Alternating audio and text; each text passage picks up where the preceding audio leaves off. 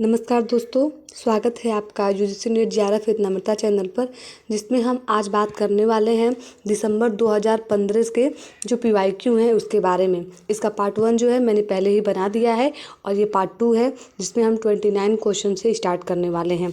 तो चलिए देखते हैं। इसमें जो हमारा जो 29 क्वेश्चन है वो है कि मुगलों के ज़माने में विकसित हुई तकनीकी के संबंध में निम्नलिखित में से कौन सा कथन सही नहीं है। यानी कि इसमें से ऐसा कौन सा कथन है जो मुगलों के समय में विकसित नहीं हुआ था।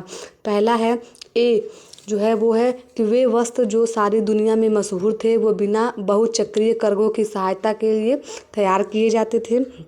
बी है आपका कि समुद्री यात्राओं पर जाने वाली नौकाओं में एस्ट्रोलेब के अलावा कोई आधुनिक समुद्री उपकरण नहीं होता था। सी है कि मुगलों के महान स्मारकों तक का निर्माण एक पहिया ठेला गाड़ियों जैसे प्रारंभिक उपकरण की मदद से किया गया था।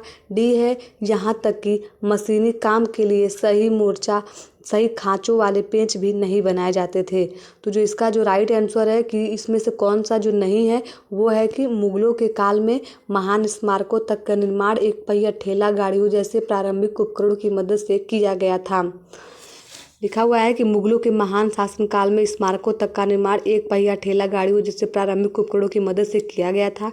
यह कथन सही नहीं है, जबकि अन्य तीनों विकल्प सही हैं। मुगलों के काल में बने वस्त्र दुनिया के मशहूर थे और समुद्री यात्राओं पर जाने वाली नौकाओं में वो लोग एस्ट्रोलेब के अलावा अन्य कोई समुद्री उपकरण का प्रयोग नहीं करते थे। यहाँ तक कि मशीनी काम के लिए सही खाँचों वाले पेच भी नहीं बनाए जाते हैं। आप जो है ये जो आप क्वेश्चन करते हैं तो जो उसका एक्सप्लेनेशन है उसको बिल्कुल बढ़िया से पढ़िए, क्योंकि जो है इससे भी कई सारे क्वेश्चन जो हैं वो बनते हैं और आपका कॉन्सेप्ट का जो है क्लियरिफिकेशन होता है। तो हम चलिए नेक्स्ट क्वेश्चन देखते हैं। 30 जो है वो है कि मध्यकालीन भारत के ऐतिहासिक स्रोत में चकला शब्द का प्रयोग किन अर्थों में हुआ है। यानी कि मध्यकालीन जो हमारा भारत है उसमें हम चकला शब्द देखते हैं और ये चकला शब्द जो है इसका अर्थ क्या है। जो इसका अर्थ है ए है परगना के समानार्थी होता था, बी है सरकार के समानार्थी, सी है ठप्पा के समानार्थी, डी है सूबा और परगना के बीच क्षेत्रीय इकाई लेकिन अनिवार्यतः सरकार के समानार्थी नहीं। तो इसका जो राइट आंसर है डी सूबा। सूबा जो होता था जैसे आज का राज्य हुआ, राज्य मान लीजिए, और परगना जो है आज के जिला मान लीजिए, और इन दोनों के बीच का जो इकाई होती थी उसे हम चकला के नाम से जानते थे। ये चकला शब्द जो है हमें शाहजहाँ के काल में देखने को सबसे ज़्यादा मिलता है। तो ये जो एक्सप्लेनेशन है आप जो है इसको ज़रूर देखिएगा। मैं इसे अपने टेलीग्राम चैनल पर इसका पीडीएफ अपलोड कर दूंगी और जब पीडीएफ अपलोड कर दूंगी तो इस पीडीएफ के माध्यम से आप इसको अच्छे से पढ़ लीजिएगा। उसके बाद हमारा एक दूसरा क्वेश्चन है कि निम्नलिखित में से कौन सा कथन सही नहीं है। ए है खालिसा खरीफ जो शरीफा के अंतर्गत साम्राज्य के खजाने के लिए कर संग्रह किया जाता था। बी है कि जागीरों की लगातार अदला बदली होती रहती थी। ऐसा संभव था कि एक समय में जो क्षेत्र खालिसा के अधीन हो उसे बाद में जागीर में स्थानांतरित कर दिया जाता था। सी है कि जागीरों के आवंटन में जमा दामे की कोई भूमिका नहीं होती थी। डी है कि मनसबदारों को नगद वेतन के बदले जागीर दी जाती थी। तो इसमें से ये पूछ रहा है कि इसमें से कौन सा कथन सही नहीं है। तो इसमें जो कथन सही नहीं है वो है कि मुगल काल में जो जागीर का आवंटन है में जमा दामी की महत्वपूर्ण भूमिका होती थी। जमा दामी में किसी भी जागीर की अनुमानित आय या राजस्व का आकलन होता था। उसके बाद हमारा जो 32वां क्वेश्चन है कि मुगल दरबार की तहजीब के बारे में लिखित में से कौन सा कथन सही नहीं है। यानी कि जो मुगल दरबार है उसमें किस किस प्रकार के तहजीब का प्रयोग किया जाता था, उसमें से इसमें से 4 में से कैसा का ऑप्शन है जिसका प्रयोग मुगल दरबार के तहजीब में नहीं किया जाता था। ए है कि दरबार की कार्यवाही के दौरान अमीरों को बैठने की इजाज़त नहीं होती थी। बी है औरंगजेब ने 1683 में आदेश जारी किया था कि 2000 से नीचे स्तर के मनसबदारों को बादशाह से छुट्टी लेने के लिए फतिया के पढ़े जाने तक का इंतजार करना जरूरी नहीं होगा। सी है आपका कि औरंगजेब ने 1693 में यह आदेश जारी किया था कि अमीरों की पोशाक का रंग लाल नहीं होना चाहिए। डी है आपका कि बादशाह के सामने अमीरों के नीम आस्तीन पहनकर कंधों पर साल लपेटकर ही जो उपस्थित होना था। तो जो इसका राइट आंसर है वो है कि मुगल दरबार में कार्यवाही के दौरान अमीरों को बैठने की इजाज़त नहीं होती थी। औरंगजेब ने 1683 में आदेश जारी किया था कि 2000 के नीचे के मनसबदारों को जो है वो क्या किया जाता था कि बादशाह से छुट्टी लेने के लिए फतिया पड़े जाने तक का इंतजार करना जरूरी नहीं होगा। और औरंगजेब ने 1693 में आदेश जारी किया था कि अमीरों की पोशाक का रंग जो है वो लाल नहीं होना चाहिए। जो हमारा 33वां क्वेश्चन है वो है कि कहाँ पर ऐसा स्कूल विकसित हुआ जहाँ पर मिफ्ताह उल फुजाला जैसे शब्दकोश के साथ अन्य पांडुलिपियों का प्रचुर मात्रा में चित्रांकन किया गया है। ए है बंगाल, बी है मालवा, सी है गुजरात और डी है दक्खन। तो जो इसका राइट आंसर है वो है मालवा, यानी कि मालवा में एक ऐसा स्कूल विकसित हुआ जहाँ पर मिफ्ताह उल फुजाला जैसे शब्दकोश के साथ अन्य पांडुलिपियों का प्रचुर मात्रा में चित्रांकन किया गया है। 34वां क्वेश्चन है कि भारत में यूरोपीय व्यापारिक कंपनियों के आगमन के कारण जो हमारा जो समय पीरियड है उसके अनुसार इसको सजाना है। तो आपको पता होना चाहिए कि जो हम इसमें सबसे पहले हमारा आता है पुर्तगाली 1498 ईस्वी में। उसके बाद हमारा डच ईस्ट इंडिया कंपनी 1602 में। तीसरा है हमारा ईस्ट इंडिया कंपनी जो लंदन का था वो 1604 में। और जो है फ्रांसीसी ईस्ट इंडिया कंपनी जो है वो 1664 में आती है।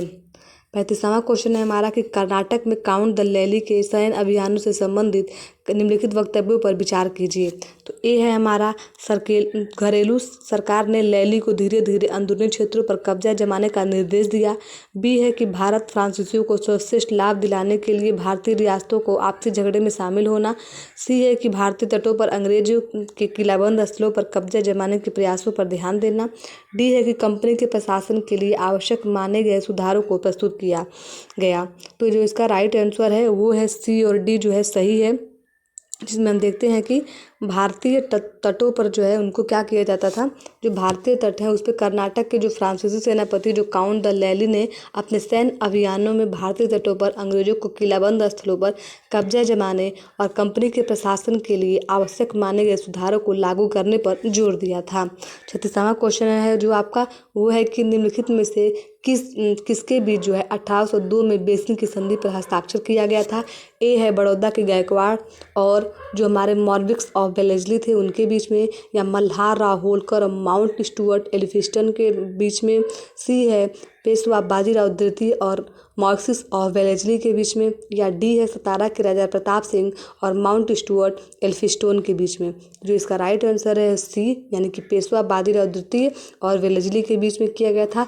दरअसल क्या है कि उस टाइम जो यशवंत राव होलकर थे वो जो है पुणे पर आक्रमण करने के लिए अपनी सेना लेकर आते हैं, जिससे जो है पुणे यानी पेशवा बाजीराव द्वितीय की सेना और जो है सिंधिया की सेना जो उसका मुकाबला करती है और जो हार जाते हैं। तो हार के बाद जो है पेशवा बाजीराव द्वितीय घबरा जाते हैं और वो उस समय के जो अंग्रेज होते हैं, जो ब्रिटिश अधिकारी होते हैं, उनके पास जाके सहायक संधि के लिए मान जाते हैं, उनसे अपने बचाव के लिए कहते हैं। तो अंग्रेज जो है उनसे सहायक संधि कर लेते हैं और 1802 में इनसे बसीन की संधि करते हैं और बसीन की संधि के माध्यम से इन्हें जो है सुरक्षा देने का जो है वो घोषणा कर देते हैं। देखिए इसमें सब एक्सप्लेनेशन में लिखा हुआ है, आप इसको जरूर पढ़िएगा। 36वां क्वेश्चन है कि 1832 और 33 में कोल जनजाति विद्रोह में कौन सी जनजाति सम्मिलित नहीं थी, यानी कि इन चारों में से कौन सा जनजाति है जो कोल जनजाति विद्रोह हुआ था उसमें शामिल नहीं हुआ था। ए है आपका चुआर, बी है हौज, सी है भील और डी है मुंडा। तो इसमें से जो राइट आंसर है वो है भील, यानी जो भील जनजाति है ना उसने जो है कोल विद्रोह में जो है शामिल नहीं हुई थी। ये भील जनजाति के जो लोग थे वो 1818 से 1831 के बीच जो चला हुआ था, यानी कि जब जो तृतीय जो हमारा आंग्ल मराठा युद्ध हुआ था जिसमें पेशवा बाजीराव द्वितीय ने जो एक दोबारा कोशिश की थी कि अंग्रेजों से अपनी जो है स्वतंत्रता वो हासिल कर सकें और इसके लिए वो जो है अपनी अंतिम लड़ाई लड़ते हैं। तो उसके बाद जब वो हार जाते हैं उन्हें कानपुर जो है बिठूर भेज दिया जाता है। तो भील जो जनजाति होते थे वो जो ब्रिटिश जो हमारे मराठा थे उनके सैनिक के रूप में काम करते थे और वो जो है बेरोजगार हो जाते हैं, तब उसी चीज़ को लेकर जो है वो अंग्रेजों के खिलाफ जो है विद्रोह कर देते हैं। तो इस सब चीज़ में जो है भील जनजाति ने विद्रोह किया था। 38वां क्वेश्चन है हमारा कि निम्नलिखित में से कौन सा बैपिस्ट मिशनरी समुदाय से संबंधित नहीं था। जो हमारा बैपिस्ट मिशनरी समुदाय है उससे संबंधित पहले ए है हमारा विलियम कैर और हमारा सी है जो है जो हमारा मॉन्ट लाम्बर्ट, तीसरा है हमारा जोशुआ मार्समैन और डी है हमारा विलियम वार्ड। तो जो इसका राइट आंसर है वो है मौत लाम्बर्ट। जो मौत लाम्बर्ट थे वो बैप्टिस्ट मिशनरी समुदाय से संबंधित नहीं थे। उसके बाद हमारा जो नेक्स्ट क्वेश्चन है वो है कि दयान एंड सोस्ती निम्नलिखित में से किस धार्मिक विचार के विरोधी नहीं थे। यानी जो दयान एंड सोस्ती थे किस विचारधारा को जो है उसका विरोध नहीं करते थे। ए है मूर्ति पूजा, बी है बहुदेववाद, सी है जो हमारा सर्वेश्वरवाद है और डी है गाय के प्रति पूज्य भाव। तो जो है वो दयानंद सरस्वती थे वो मूर्ति पूजा को भी नहीं मानते थे, बहुदेवता को भी नहीं मानते थे और वो जो है सर्वेश्वरवाद जो को भी नहीं मानते थे, लेकिन वो गाय के प्रति जो है पूज्य भाव रखते थे। गाय के प्रति जो उनका पूजा भाव था। उसके बाद हम देखते हैं कि जो हमारा है, देखिए इनके लिखा हुआ, इनके बारे में लिखा हुआ कि इनका नाम जो है मूल शंकर था। 1875 में उन्होंने आर्य समाज की स्थापना की थी। तो इस तरीके से जो है ये बहुदेववाद, अवतारवाद, पशुपति तंत्र मंत्र, झूठे काम कांड थे उसका विरोधी करते थे। और दयानंद जो है 1882 में गायों की रक्षा के लिए गौरक्षणी सभा का भी स्थापना करते हैं। जो हमारा 40वां क्वेश्चन है वो है कि निम्नलिखित में से एक प्राच्यविद जो हैं वो नहीं थे। ए है आपका A.T. कोलब्रुक, बी है चार्ल्स ग्रांट, सी है विलियम कैरी और सी है जेम्स प्रिंसेप। तो जो इसका राइट आंसर है जो चार्ल्स ग्रांट जो थे वो एक प्रकार के प्राच्यविद जो है वो नहीं थे। 41वां क्वेश्चन है हमारा कि दादा भाई नौरोजी द्वारा प्रचारित धन निष्क्रमण सिद्धांत का मूल तत्व किसमें निहित है।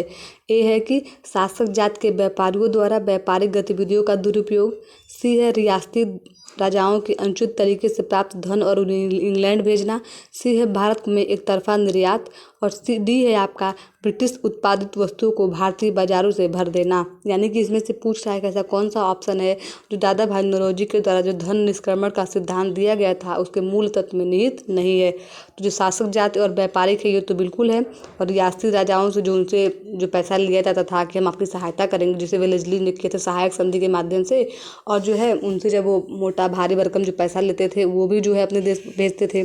तो ये भी एक प्रकार से धन का निष्क्रमण हो रहा था। और जो है डी भी है जो हमारा ब्रिटिश उत्पादित वस्तुओं का भारतीय बाजारों से भर देना, यानी जो बाहर से कच्चे माल लेके जाते थे और वहाँ से बने जो हुए माल होते थे उसको भारत में लाके बेच देते थे। तो इस तरीके से तीनों के तीनों जो है वो धन निष्क्रमण सिद्धांत में जो है मुख्य रूप से अपना रोल प्ले करते हैं। लेकिन भारत से एक तरफा निर्यात नहीं था। निर्यात तो था, निर्यात तो जो पहले होता था, लेकिन बाद में जो है निर्यात तो एकदम बिल्कुल बंद हो गया। बहुत भारी जो ट्रैफिक जो हमारा जो है आयात कर लगा दिया गया था और भारत के जो व्यापारी थे उन्हें एक प्रकार से एकदम बिचौलिया नहीं, एकदम उनको किसान के रूप में जो है किसानी करने के लिए मजबूर कर दिया गया था। उसके बाद हम देखते हैं, देखिए इसमें लिखा भी है कि दादा भाई नौरोजी ने अपनी पुस्तक लिखी थी जिसका नाम है poverty and un British rule in India. जो है 1901 में उन्होंने तार्किक ढंग से धन के निष्क्रमण के धन और बहिर्गमन सिद्धांत की पुष्टि की थी। इस सिद्धांत के मूल तत्व भारत में ब्रिटेन की एक तरफा निर्यात में निहित है। जो हमारा 42वां क्वेश्चन है इसमें जो है सूची 1 और सूची 2 को जो है वापस में मिलाना है। एक प्रकार सामाजिक आंदोलन है और दूसरा उसका क्षेत्र दिया हुआ है, इसमें से आपको मिलाना है।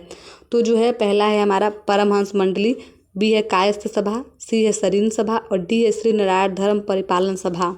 तो जो है इसमें हम देखते हैं कि जो हमें आता है उसको पहले मिलाना चाहिए। तो जो है आपका देखिए इसमें एक परमहंस मंडली जो कहाँ था और कायस्थ सभा, तो इसमें जो है ए जो है आपका आ जाएगा। ए जो है परमहंस मंडली महाराष्ट्र में, परमहंस मंडली महाराष्ट्र में हमारा आ जाता है। और जो है कायस्थ सभा जो है, कायस्थ सभा हमारा जो नीचे है उत्तर प्रदेश में, कायस्थ सभा उत्तर प्रदेश में। सी जो है आपका सरीन सभा जो है वो पंजाब में, और श्री नारायण धर्म परिपालन जो सभा है वो हमें केरल में देखने को मिलता है। देखिए नीचे दिया हुआ है कि परमहंस मंडली महाराष्ट्र, कायस्थ सभा उत्तर प्रदेश, सरीन सभा पंजाब और श्री नारायण धर्म परिपालन सभा जो है वो केरल में।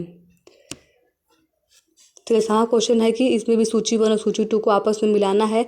भारतीय राष्ट्रीय कांग्रेस के अध्यक्ष ए है रहमतुल्लाह सयानी, बी है बदरुद्दीन तैयबजी, सी है मौलाना अबुल कलाम आज़ाद और डी है आपका नवाब सैयद मोहम्मद। यानी जो है इन्होंने कब कब जो है कांग्रेस का जो है अध्यक्ष के रूप में काम किया था।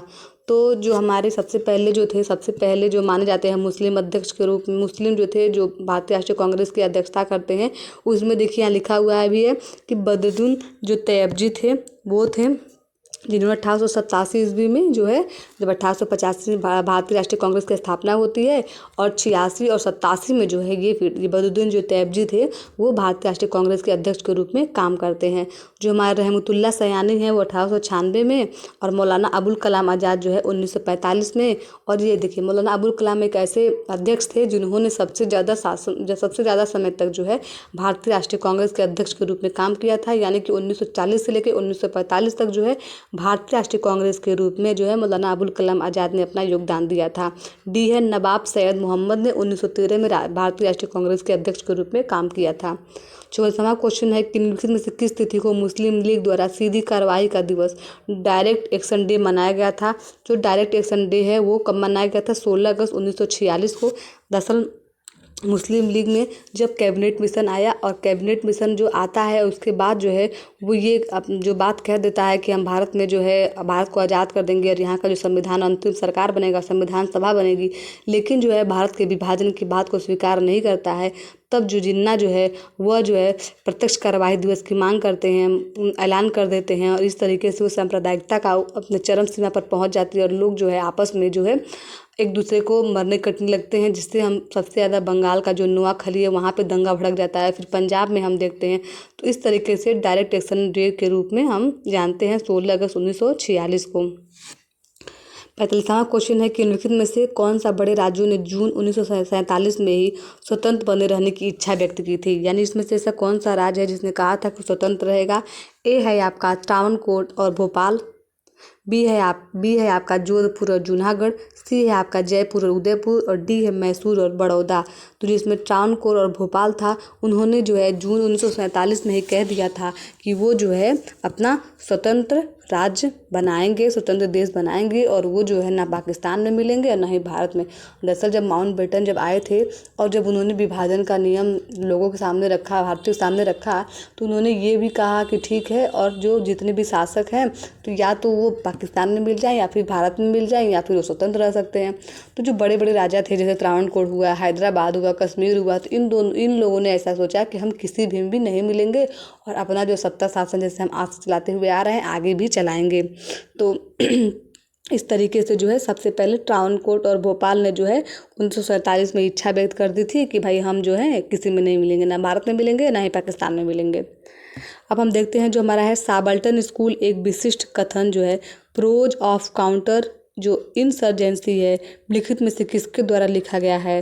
तो देखिए इसमें जो क्वेश्चन इसका राइट आंसर होगा रणजीत गुहा, क्योंकि रणजीत गुहा जो है एक ऐसे इतिहासकार हैं जो सबसे ज़्यादा उपेक्षित वर्ग के जो लोग हैं उन पे सबसे ज़्यादा जो है अपनी लेखनी लिखते हैं, इसीलिए इन्हें जो है हम साबल्टन स्कूल के जो मेन जो लेखक हैं उनके रूप में जानते हैं। उसके बाद हमारा आता है 47वां क्वेश्चन जो है कि निम्नलिखित में से कौन सा द इंडियन स्ट्रगल 1935 से 1942 पुस्तक के लेखक थे? तो ए है लाला लाजपत राय, बी है मोतीलाल नेहरू, सी है पट्टाभी सीतारामैया, और डी है सुभाष चंद्र बोस। तो जिसका राइट आंसर है कि Subhash Chandra Bose. The Indian struggle 1935 से 1942 जो पुस्तक है वो जो है सुभाष चंद्र बोस की है। लाला लाजपत राय ने अनहैप्पी इंडिया लिखा है और सुभाष चंद्र बोस ने द इंडियन स्ट्रगल 1935 से 1942 नामक पुस्तक लिखी हुई है। और मोतीलाल नेहरू ने स्वराज पार्टी का गठन 1923 में किया था चित्तरंजन दास के साथ मिलकर। 38वां क्वेश्चन है कि विद्वानों ने विभिन्न चरों का प्रयोग कर मुगल काल में भारत का जनसंख्या का अनुमान लगाया। इस संदर्भ में निम्नलिखित में से कौन सा कथन सही नहीं है? मोरलैंड ये है आपका मोरलैंड ने मुगल काल में भारत की जनसंख्या का अनुमान कृषि क्षेत्र के विस्तार आरजी के आधार पर लगाया। बी है मोरलैंड ने दक्खन और दक्षिण भारत की जनसंख्या का अनुमान नागरिक सैनिक अनुपात के आधार पर लगाया। सी है अशोक बी देसाई ने मुगल काल में भारत की आबादी का अनुमान सकल तथा प्रति व्यक्ति भू राजस्व के आधार पर लगाया। डी है किंग्सले डेविस ने भारत की जनसंख्या के मोरलैंड के आंकड़े को सुधार कर 100 मिलियन से 145 मिलियन तक कर दिया। तो जिसका राइट आंसर रहेगा वो है डी, यानी कि किंग्सले डेविस ने भारत की जनसंख्या के मोरलैंड के आंकड़े को सुधार कर 100 मिलियन से 145 मिलियन कर दिया। जो हमारा 49 नंबर का क्वेश्चन है वो है कि निम्नलिखित में से किसने माना कि जैसे कि डार्विन ने जैविक प्रकृति के विकास के नियम की खोज की थी, इसी प्रकार मार्क्स ने मानव इतिहास के विकास के नियम की खोज की थी। इसको मानते हैं फ्रेडरिक एंजिल्स, बी है A.J.P. टेलर, सी है चार्ल्स ए बियर्ड, ए है मार्विक। तो जिसका राइट आंसर है वो है कि फ्रेडरिक एंजल्स ने माना है कि जैसे डार्विन ने जैविक प्रकृति के विकास के नियम की खोज की है, इसी प्रकार मार्क्स ने मानव इतिहास के विकास के नियम की खोज की है। फ्रेडरिक एंजल्स एक जर्मन इतिहासकार, अर्थशास्त्री एवं समाजवादी थे। यह मार्क्सवादी की विचारधारा से क्या थे? संबंधित थे। निम्नलिखित में से जो है कौन सी वस्तु जो अंग्रेज द्वारा जहांगीर के दरबार में पेश की गई और मुगलों के लिए आश्चर्य के रूप में माना गया था? तो इसका जो राइट आंसर है वो है समुद्री कोयला, यानी कि सी कोल। समुद्री कोयला एक ऐसी वस्तु थी जो अंग्रेजों द्वारा जहांगीर के दरबार में पेश की गई थी, जो मुगलों के लिए आश्चर्य के रूप में माना गया था। तो आज के इस वीडियो में इतना ही। हम दिसंबर 2015 का जो एक क्वेश्चन पेपर हुआ था उसको हम ये आज कंप्लीट होता है। नेक्स्ट वीडियो में हम जो है इसके अगले वाले टॉपिक को कवर करेंगे। तो thank you for watching this video. तब तक के लिए अपना ख्याल रखिए। बाय।